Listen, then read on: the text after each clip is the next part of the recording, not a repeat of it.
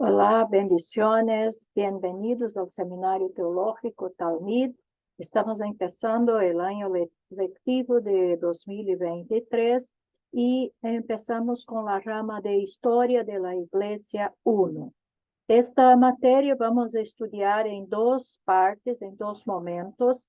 En esta primera parte, que llamamos Historia de la Iglesia 1, vamos a estudiar el periodo del nacimiento de la Iglesia hasta el periodo de la Edad Media.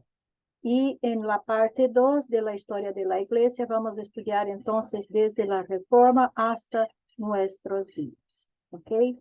Entonces empecemos el estudio de hoy día y vamos a empezar hablando a modo de historia, una introducción general para que podamos ubicarnos qué es la historia, por qué estudiar historia de la Iglesia, cuál es la importancia de esta rama para el conocimiento bíblico también y cuáles son los hechos principales que debemos acordarnos cuando hablamos de la historia de la Iglesia. Empezamos con el concepto. ¿Qué es historia en líneas generales? Disciplina es la disciplina que estudia y expone de acuerdo con determinados principios y métodos los acontecimientos y hechos que pertenecen al tiempo pasado y que constituyen el desarrollo de la humanidad desde sus orígenes hasta el momento presente. Este es un concepto general de historia, no específicamente de historia de la Iglesia. Pero este mismo concepto de historia lo aplicamos también al concepto de la historia de la Iglesia. Entonces, historia es la ciencia que estudia al ser humano y sus acciones en el tiempo y el espacio con el análisis de procesos y eventos que ocurrieron en el pasado. El término historia también puede significar toda la información pasada archivada en todos los idiomas del mundo a través de registros históricos. Entonces, cuando vamos a estudiar la historia, nuestra mirada va a estar puesta en hechos pasados, en eventos que ya sucedieron. Y esto nos ayuda a comprender mejor el momento presente y también nos ayuda a planificar mejor, a prepararnos mejor para los procesos futuros de la historia. ¿Por qué es importante estudiar la historia? La historia permite que conozcamos el pasado para entender el presente y proyectarnos al futuro, como mencioné a poco, con lecciones aprendidas y retos por lograr. Estudiar historia despierta y cultiva la curiosidad y nos ayuda a entender mejor los procesos sociales. Entonces, la historia nos permite identificar, conocer lo que pasó en épocas, en tiempos, en siglos pasados, permite-nos hacer un análisis claro de lo que fue correcto, de los errores que fueron cometidos, de los engaños que sucedieron, y de esta forma proyectarnos y planificarnos mejor lo que vamos a hacer en el futuro, y de esta forma también evitar los errores que ya están ahí ejemplificados en la historia pasada.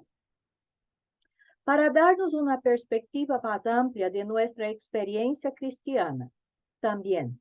Entonces, para conocer de dónde venimos, cómo surgió la iglesia, qué es la iglesia, cuáles son los hechos que sucedieron en esta iglesia.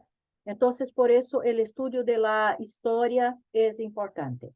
También para animarnos con la fidelidad y el poder de Dios a través de los siglos, porque vamos a encontrar en la historia cómo cristianos fieles perseveraron en la presencia de Dios bajo persecuciones, bajo momentos muy difíciles, muy complicados, pero estuvieron ahí inabalables en su fe, en su fidelidad al Señor. y esto anima nuestra fe. También estudiar la historia para aprender de nuestra herencia como cristianos, como evangélicos y como reformados. ¿Cuál es entonces el objetivo de estudiar la historia?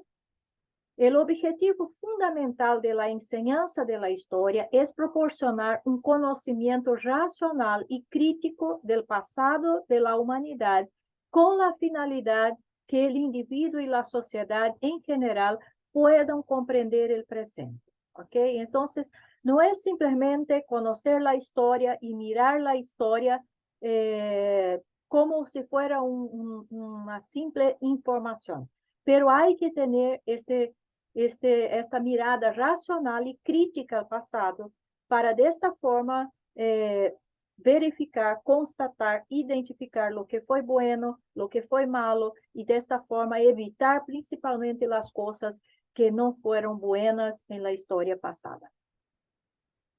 ¿Quién es el padre de la historia? ¿Cómo empezó la historia?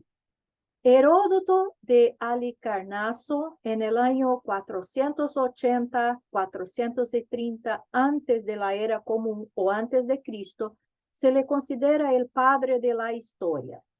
Él es el primer historiador de la antigüedad, ya que sus narraciones se alejan de la época teocrática.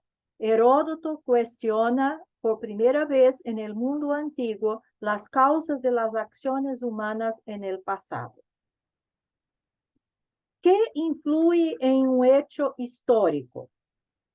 La política, la economía, la cultura, la religión, el medio ambiente. Entonces, en resumen, podemos decir de que toda la vida, todos los aspectos de la vida humana van a influir en un hecho histórico.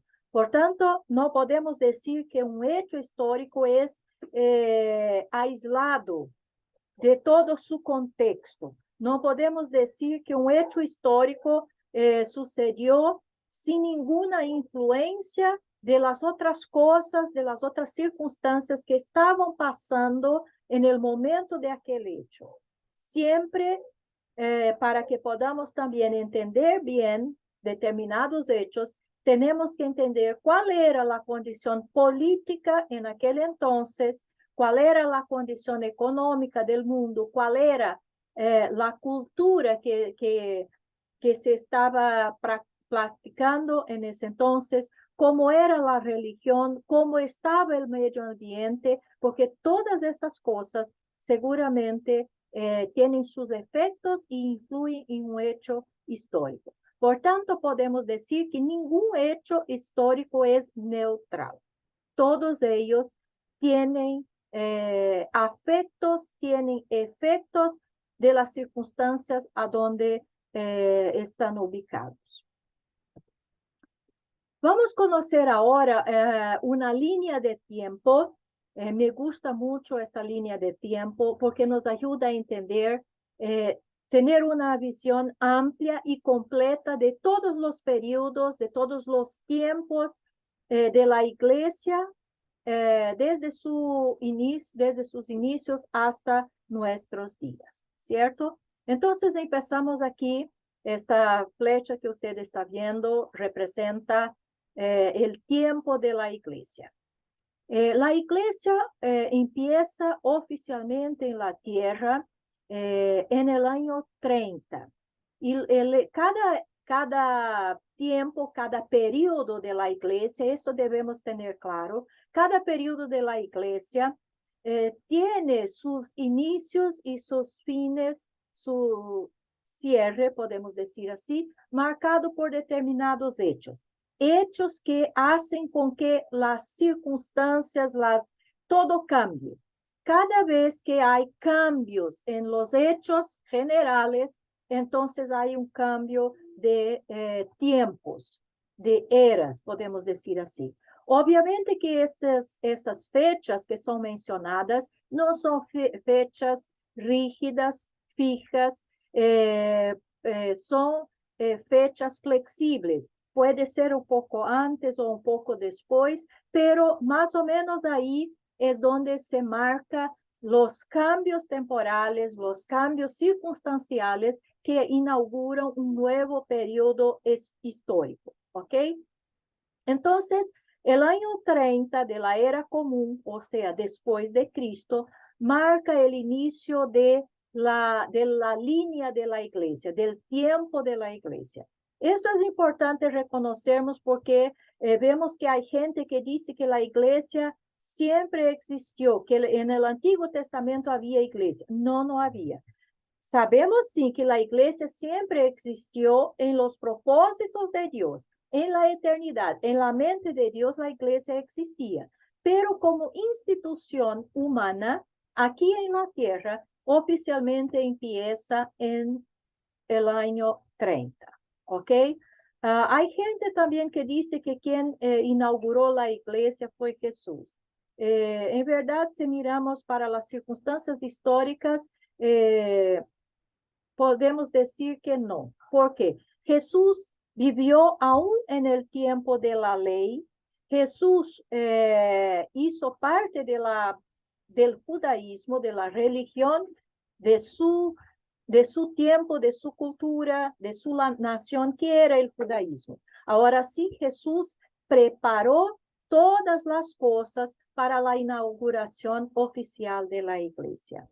Y una de las cosas que marca exactamente la actuación de la iglesia aquí en este mundo es la presencia del Espíritu Santo constantemente en la vida de los discípulos de Jesús, en la vida de la iglesia. Y este es un hecho que marca la diferencia porque antes de este tiempo el Espíritu Santo no estaba constantemente en la vida de las personas. El Espíritu Santo venía, utilizaba a las personas, influía en las personas para que hicieran los propósitos de Dios, para que hablara en nombre de Dios, pero no era algo permanente. Y ahora con la venida del Espíritu Santo, que es exactamente lo que pasa en el año 30, en el día de Pentecostés, cumpliendo lo que Jesús mismo había ordenado y advertido a sus discípulos, entonces empieza el tiempo de la iglesia. Entonces el año 30 marca el inicio de la iglesia primitiva y apostólica. Así es como los historiadores van a nombrar los diferentes tiempos de la iglesia.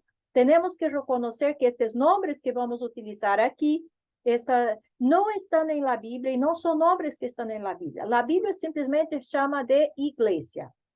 Pero los historiadores, para posibilitar mejores estudios, nombran cada uno de estos periodos. Entonces, el año 30 marca el periodo de la iglesia primitiva o apostólica, el primer periodo de la iglesia, que empieza exactamente en el día de Pentecostés y está marcado, este primer periodo tiene como una de las características principales la presencia de los apóstoles en la iglesia, en el liderazgo de la iglesia, en los hechos de esta iglesia. ¿Ok? Este primer periodo de la iglesia no es un periodo muy largo, que va del año 30 hasta el año 100. ¿Qué pasa entonces en el año 100 que marca el fin de este periodo de la iglesia primitiva o apostólica y el inicio de otro periodo de la iglesia? Es exactamente lo que marca el fin de un periodo y el inicio de otro periodo, es la muerte del apóstol Juan. Y ahí entonces empieza el periodo que los historiadores llaman de iglesia perseguida.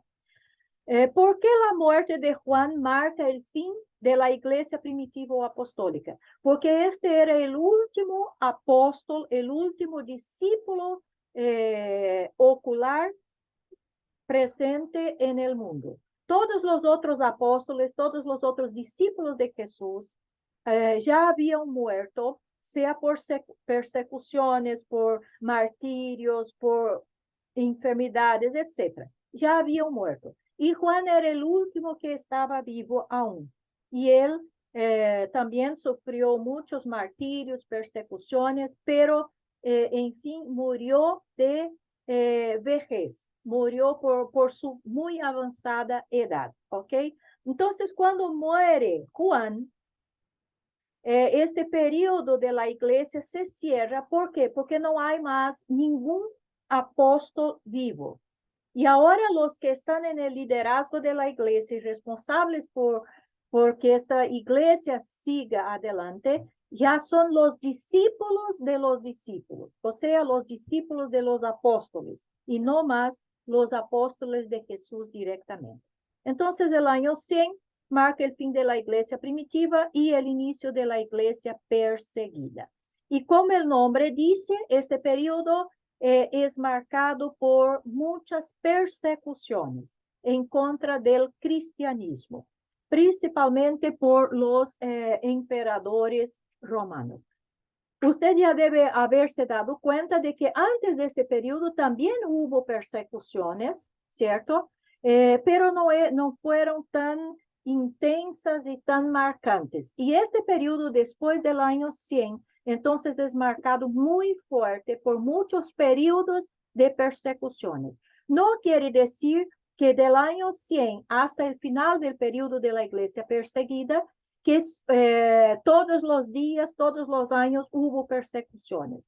En verdad, fueron periodos de persecuciones que algunas veces fueron más largos, otras veces fueron más cortos, pero siempre hubo persecuciones. Y este periodo fue marcado exactamente por muchas persecuciones, principalmente por parte del Imperio Romano en contra de la iglesia cristiana. Y este periodo entonces va del año 100 hasta el año 313.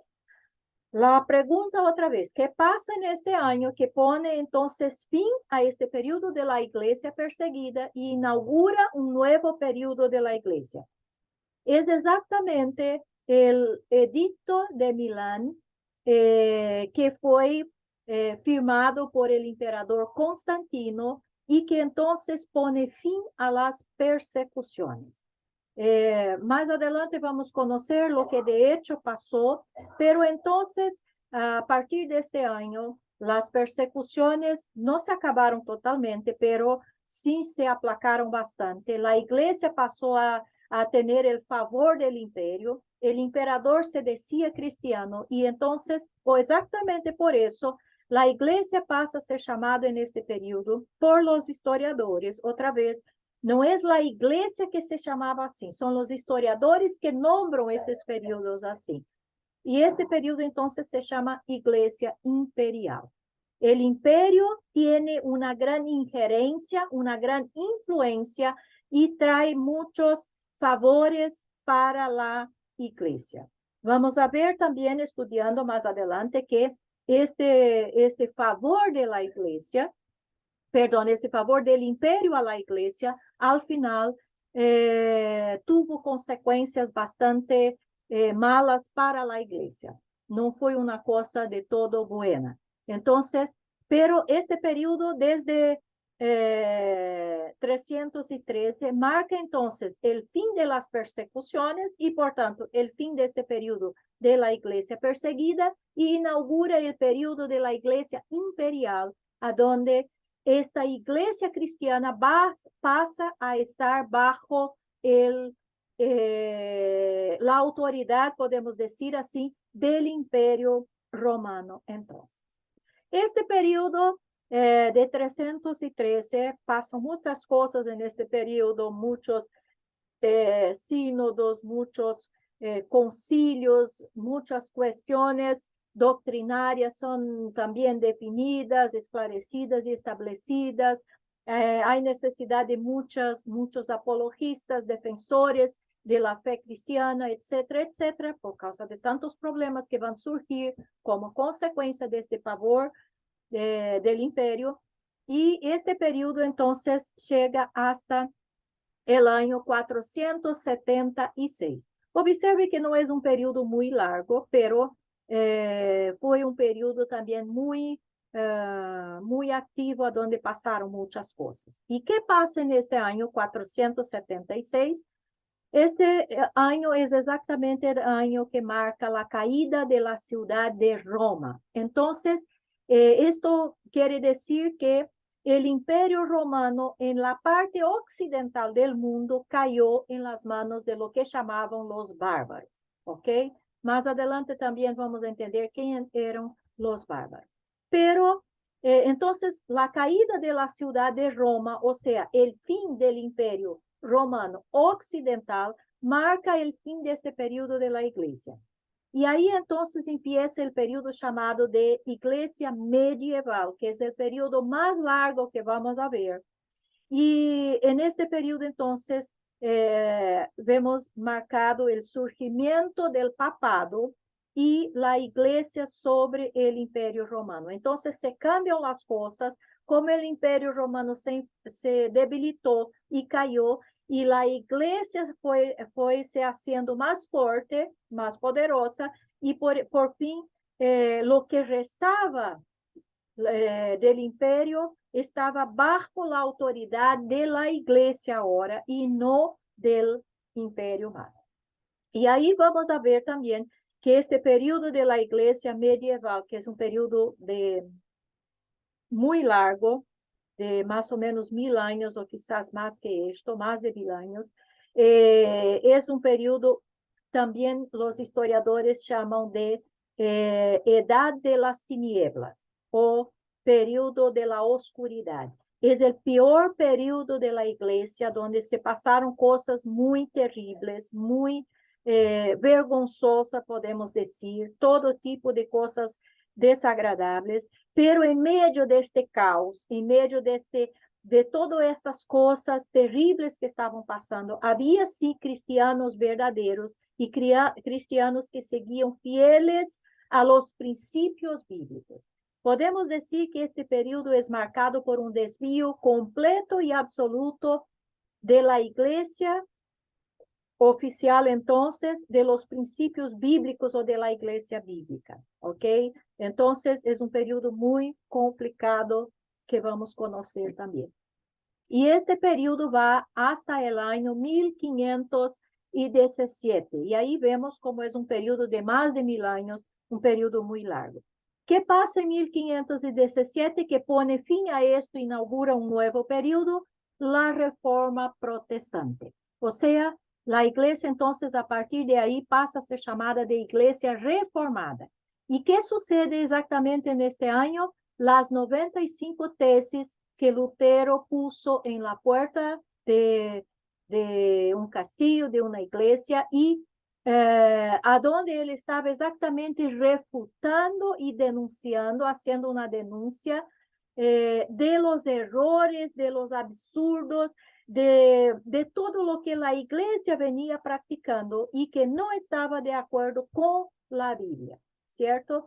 Y puso mucha énfasis que la autoridad máxima es la escritura, por eso la expresión sola escritura, porque la iglesia medieval ponía que la iglesia y la tradición tenía más autoridad, era la autoridad máxima, y con la reforma y las tesis de Lutero, entonces él pone las escrituras como la autoridad máxima y que todas las otras cosas debían estar bajo la autoridad de la escritura. Todo debería ser evaluado, analizado conforme a lo que estaba en la escritura, en la Biblia, ¿ok? Entonces, este marca el periodo de la iglesia reformada. Y este periodo va hasta el año 1648, como pueden ver también, no es un periodo muy largo, un poco más de un siglo. Y en el 1648, entonces, pasa un hecho que es la Guerra de los 30 años, que fue una guerra entre católicos, entre la Iglesia Católica y la Iglesia Reformada. Y cuando se cerró esta guerra, se puso fin a esta guerra, se hizo un acuerdo entre católicos y reformados de que cada uno iba a respetar al otro y cada uno tenía el derecho de tener su iglesia, su fe, su creencia, etcétera, etcétera. Y ahí entonces se pone fin a este periodo de la iglesia reformada. Ya podemos ver que fue un periodo de bastante conflictos, también fue un periodo de persecuciones, fue un periodo de muchas cosas, pero principalmente a donde la verdad bíblica fue otra vez puesta en evidencia. La autoridad de la Biblia fue otra vez puesta por encima de todas las cosas, aunque la Iglesia Católica no acepta hasta hoy y no admite hasta hoy la autoridad máxima de las Escrituras. ¿Ok? Entonces, con el fin de la guerra de los 30 años, empieza el periodo que los historiadores llaman de Iglesia Moderna, que va exactamente desde esta guerra que pone fin, por lo menos en tesis, a los conflictos entre católicos y protestantes y empieza un nuevo periodo que también es llamado, y este periodo es marcado por dos cosas, que marca el periodo de la Iglesia Moderna, los grandes avivamientos, los dos grandes avivamientos y las misiones modernas, los grandes movimientos misioneros que pasaron en este periodo, ¿cierto? Entonces, fue un periodo de mucho despertamiento, de mucho crecimiento de la iglesia bíblica otra vez, de mucha expansión del evangelio bíblico, ¿ok? Que estaba como que enclausurado. Y entonces fue un periodo es un periodo muy bonito y muy hermoso, muy productivo, muy fértil de la historia de la iglesia. Y este periodo va más o menos hasta el año 1945. ¿Qué marca este periodo? Ya sabemos, es el periodo que es el fin de la Segunda Guerra Mundial. Y desde este periodo hasta nuestros días, pero por lo menos por en cuanto, se llama este periodo de iglesia contemporánea. Quizás algún otro historiador ya esté pensando en un nuevo periodo para otro periodo de iglesia, otro nombre, no sé. Pero hasta el momento estamos viviendo entonces el periodo de la iglesia contemporánea, que empieza exactamente con el fin de la Segunda Guerra Mundial. Y este periodo entonces es marcado por muchos movimientos que lamentablemente han hecho con que la iglesia volviera otra vez a un periodo de, podemos decir, de decadencia. Es el periodo que es marcado por el pentecostalismo, el denominacionalismo, el apostolicismo, la teología de la prosperidad y la teología de la liberalidad, etcétera, y la apostasía. Entonces hemos visto que después de un periodo tan fértil, tan productivo, tan hermoso que fue el periodo de la iglesia moderna, la iglesia después de la Segunda Guerra Mundial cambia completamente su mentalidad, su forma de ver las cosas, su vida, y empieza a abrirse a muchas cosas otra vez que no son bíblicas, a permitir la influencia de muchas cosas no bíblicas, va se alejando otra vez de lo que es bíblico, y ahí vemos este caos que tenemos hoy día, una iglesia que lamentablemente está muy desacreditada, que está fallando mucho en su tarea de hacer discípulos, de predicar la verdad, de ser de hecho un baluarte de la verdad en este mundo, ¿ok? Y hasta dónde va este periodo no sabemos. Esto los próximos historiadores de que van a establecer cuando perciban que de hecho hubo otra vez un cambio en las condiciones de la vida de esta iglesia. Entonces, estos son los 7 periodos de la iglesia que tenemos hasta ahora.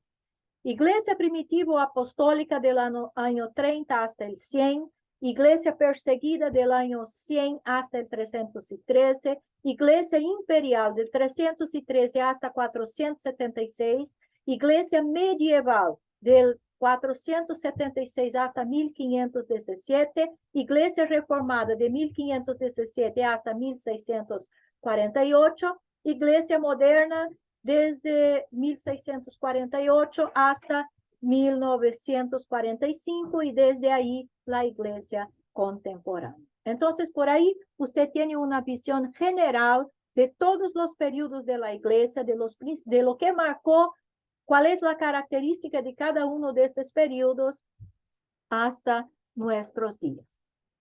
Otra cosa que debemos entender ahora es una cosa que veo muchos hablando por ahí, y no me gusta esto, de verdad, no me gusta, es que dicen que la iglesia protestante fue que se desvió de la iglesia verdadera, vamos a decir así, que es el término que usa, de la iglesia.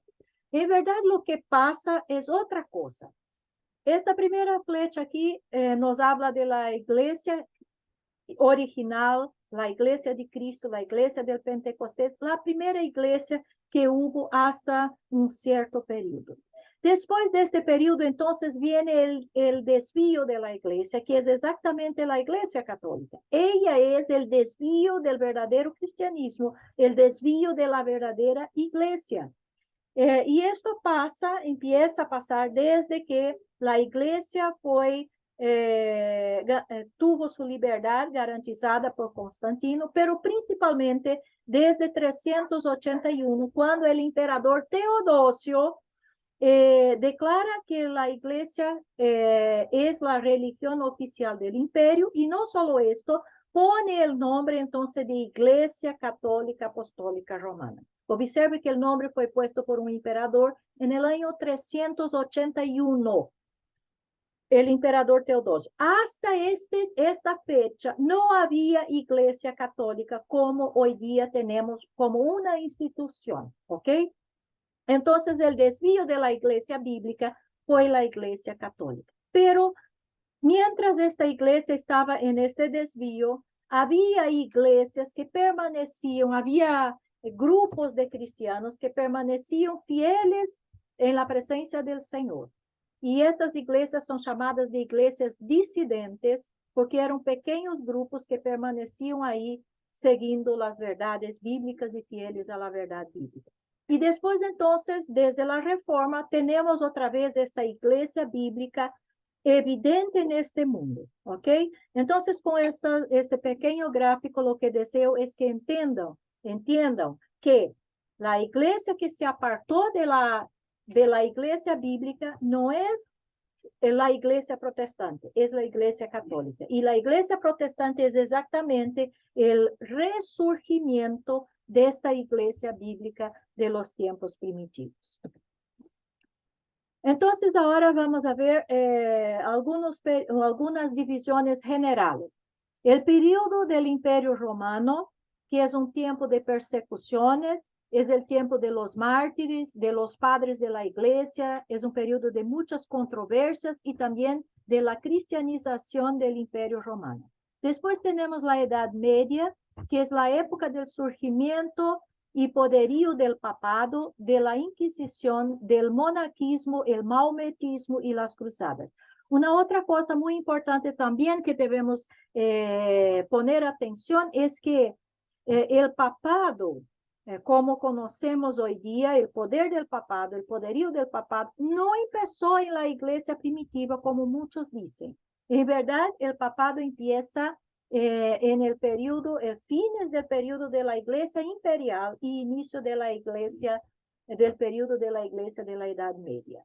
Después tenemos el periodo moderno, época de la Reforma Protestante. Gran crecimiento de la iglesia protestante, circulación amplia de la Biblia abierta. La Biblia pasó a ser traducida para los distintos idiomas. Libertad creciente de los gobiernos civiles, el poder eclesiástico y sacerdotal, las misiones mundiales, la reforma social y la fraternidad creciente. Entonces, estos tres, podemos decir que estos son los tres periodos más amplios que marcan todo el periodo de la iglesia. Ahora, grandes eventos de la era cristiana. La cristianización del Imperio Romano.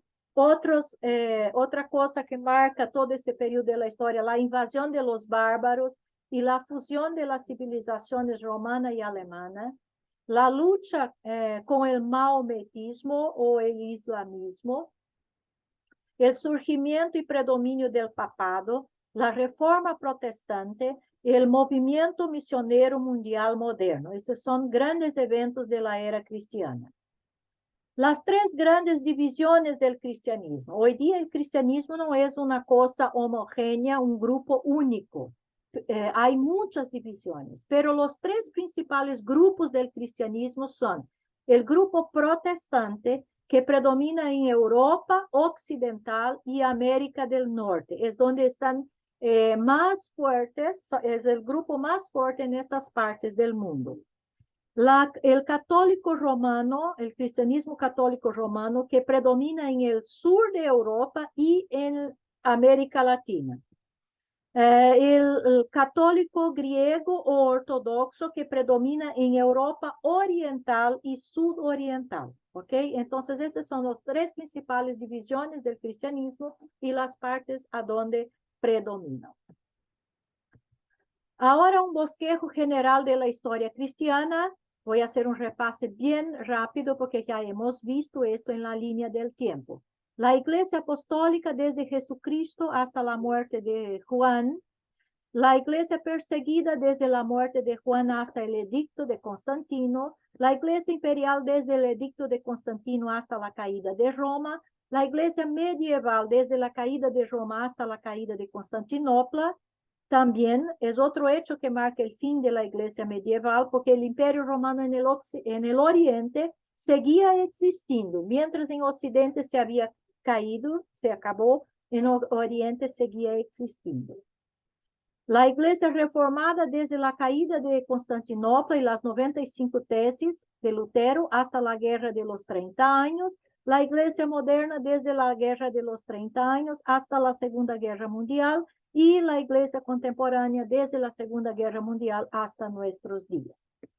Veamos ahora rápidamente algunos hechos principales de la Iglesia apostólica o primitiva. También no vamos a nos detener mucho en este periodo porque es bastante conocido, está registrado en la Biblia, en muchas cosas, en Hechos de los Apóstoles. Entonces, tenemos bastante familiaridad con lo que pasó en este periodo.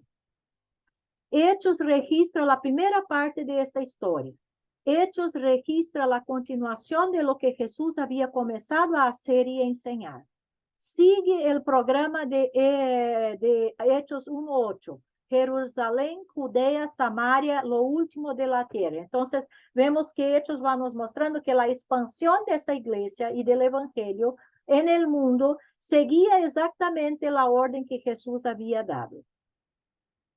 Tres hechos definitivos del libro de Hechos son la venida del Espíritu Santo en el año 30, el concilio de Jerusalén en el año 50, que vamos a ver también más adelante, que fue este concilio que estableció lo que los gentiles deberían observar y no observar, no necesitaban observar, frente a la cuestión del judaísmo. ¿Se deberían seguir el judaísmo para ser cristianos o no? Y la declaración de Galión, que es exactamente una declaración que reconoce el cristianismo como si fuera una secta del judaísmo.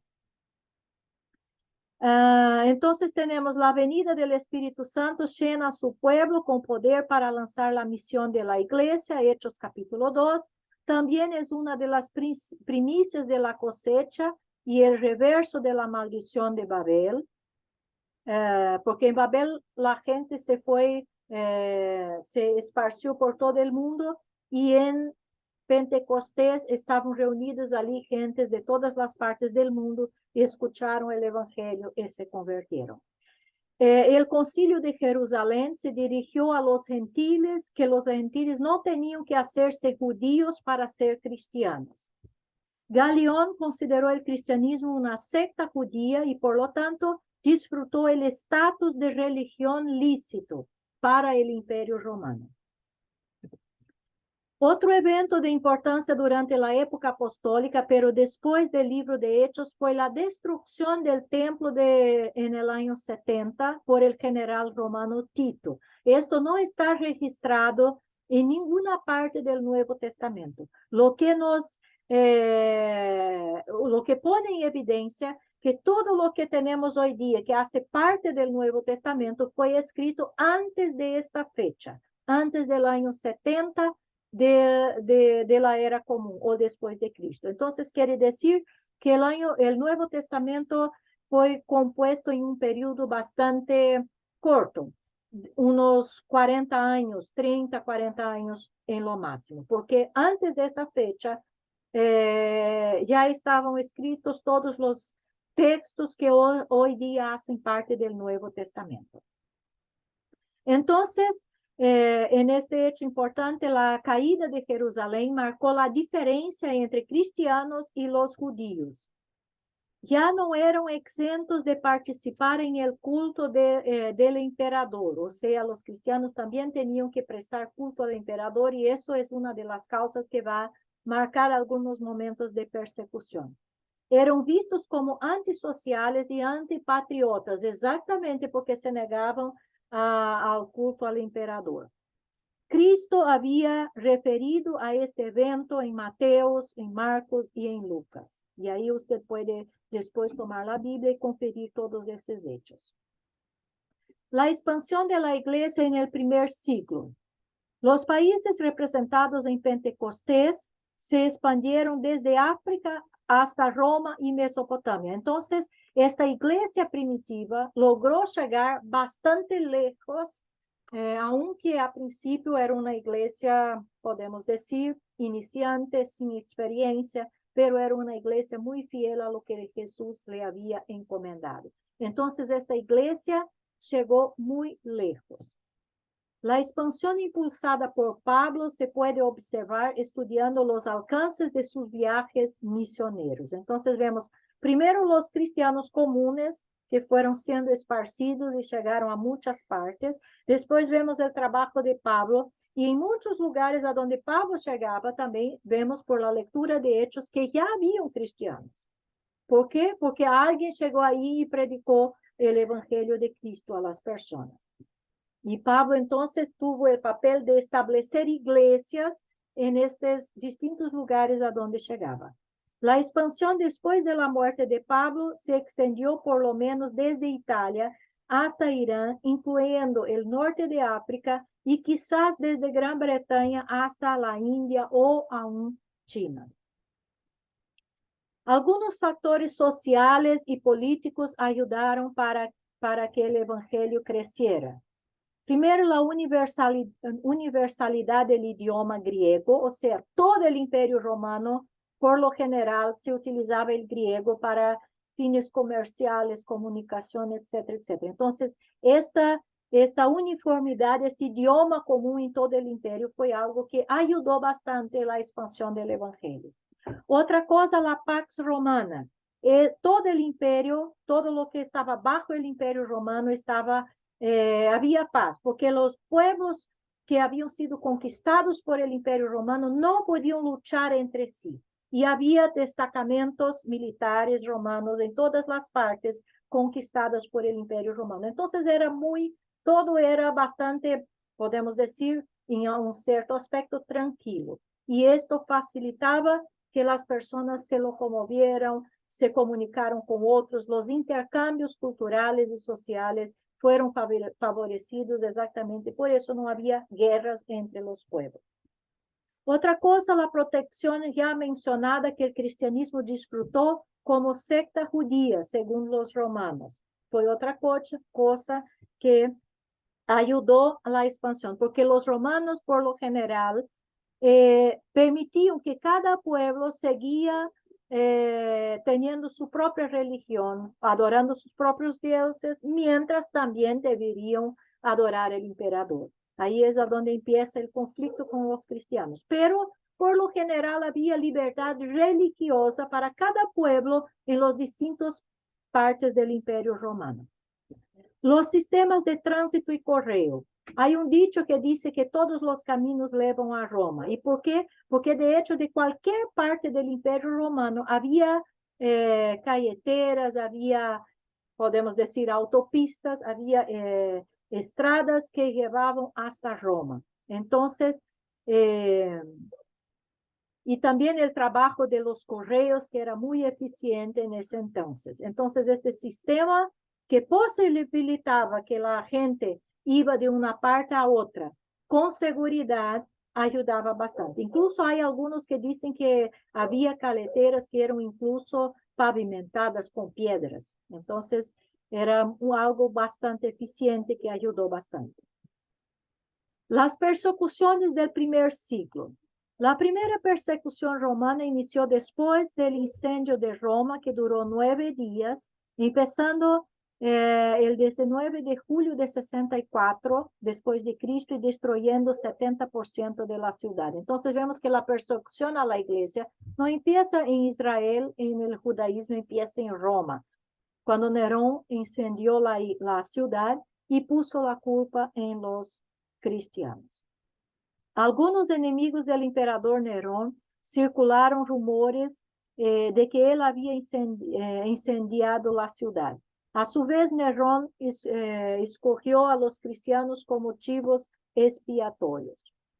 Como castigo, Nerón quemó a los cristianos para iluminar sus jardines, los crucificó y los echó a las bestias. Probablemente Pablo y quizás Pedro murieron en esa persecución.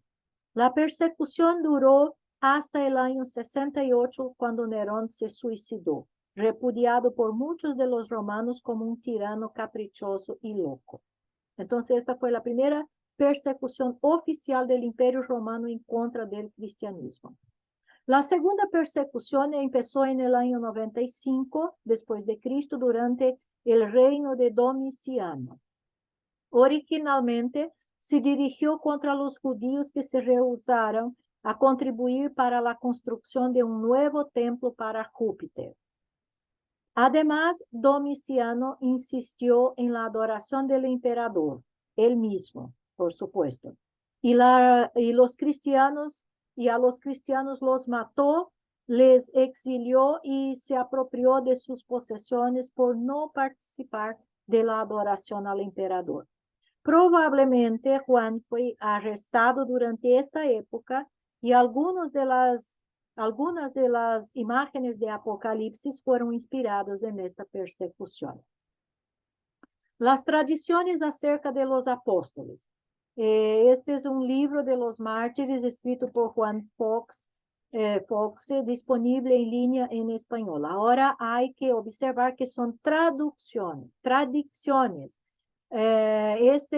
Estas ideas, estas historias sobre los apóstoles, muchas veces, en su gran mayoría, no tienen ninguna confirmación histórica. No hay nada histórico que pueda, de hecho, comprobar que pasó de esta forma. Son tradiciones.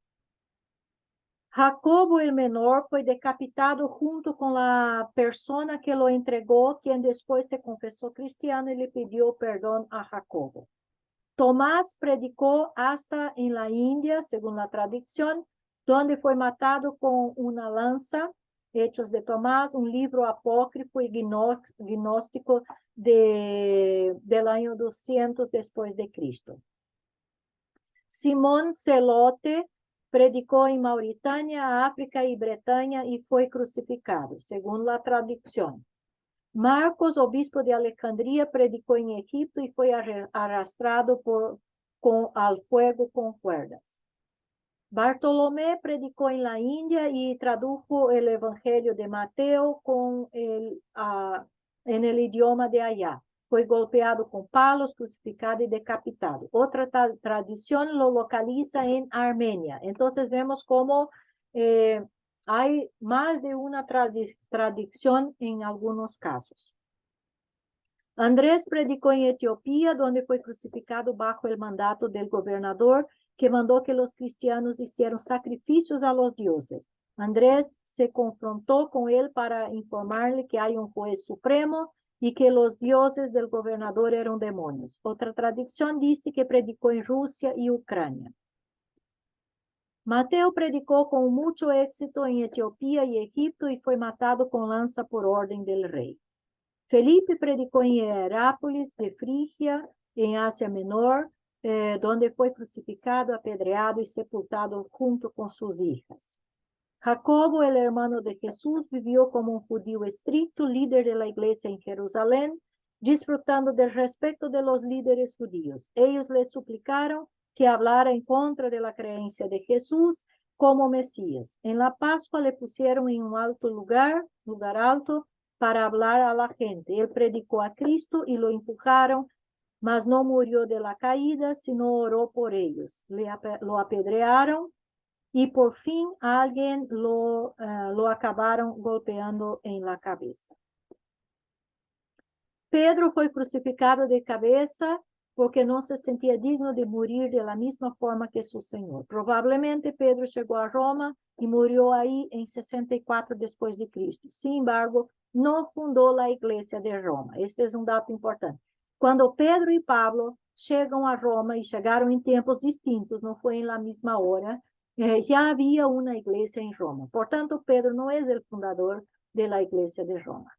Estas tradiciones no son de absoluta confianza y Fox tenía una agenda muy clara que se ve en sus selecciones. Su teoría era que José de Arimatea había llevado el evangelio a Bretaña en el año 63. El propósito de Fox era demostrar la independencia de la Iglesia Británica de Roma desde el principio y la corrupción absoluta de la Iglesia romana. Sus historias más recientes son de más confianza que las más antiguas, por supuesto. ¿Ok? Entonces finalizamos aquí este periodo de la Iglesia apostólica o primitiva y también la clase de hoy día. Bendiciones y nos vemos en la próxima.